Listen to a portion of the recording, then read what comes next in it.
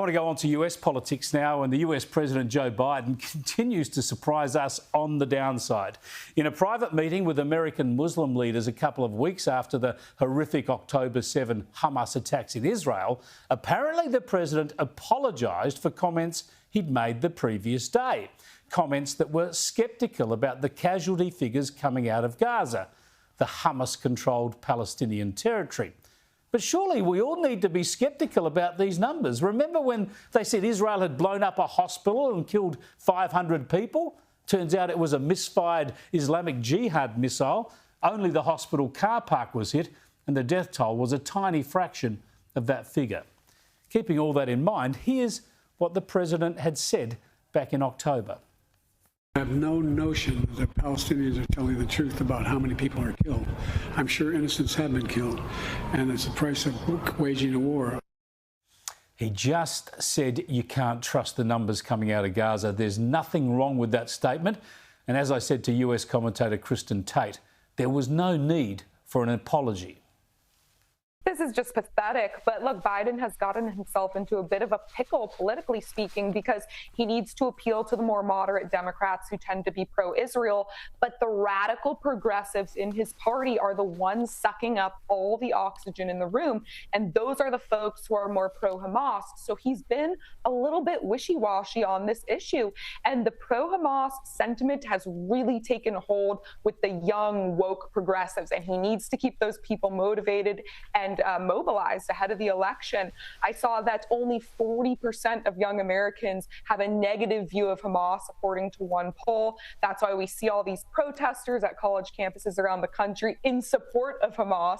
A couple weeks back, we saw this woman at Columbia who was attacked by a pro-Hamas protester with a weapon. They're all chanting from the river to the sea, Palestine will be free. And keep in mind, these are campuses, Chris, where the students will scream to high heaven and claim that you're committing violence against them if you use the wrong pronouns. But now when it comes to supporting Hamas and those protesters, they're hiding behind free speech. It's pathetic.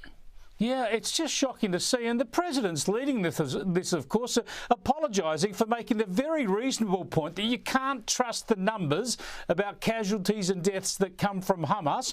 Yet this is apparently what he said in this private meeting. According to the Washington Post, Biden met with 5 Muslim American leaders the day after he made those remarks we just showed you last month. And he said, "I'm sorry. I'm disappointed in myself." Well, that is just ridiculous.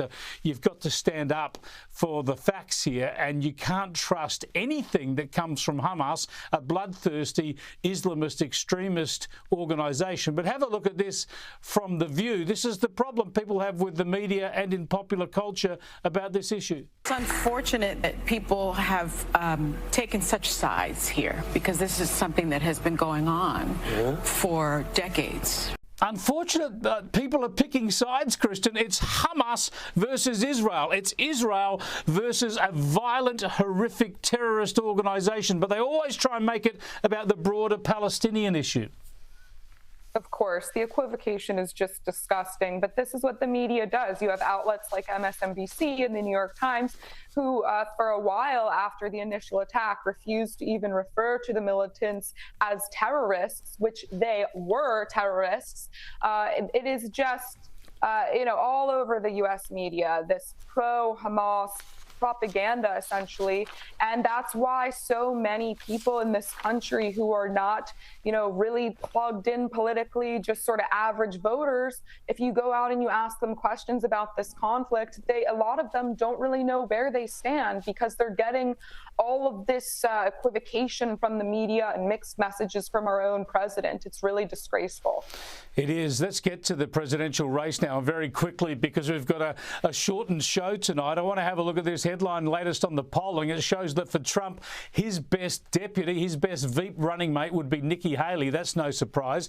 But for Biden, it's anybody but the current Veep, Kamala Harris.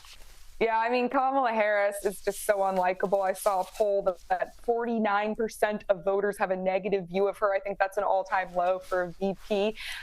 Whenever Republicans point out how unlikable she is, Democrats call us racist, but Democrats don't like her either. She was a total dud in the Exactly. primary. She couldn't get the black vote. She couldn't get women to support her.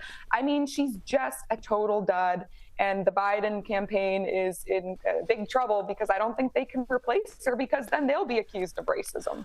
Can't wait for next year, because he's going to pull out. He has to pull out, and they're going to have to find 2 new candidates. We shall see. Thanks for joining us again, Kristin. Thank you, as always, Chris.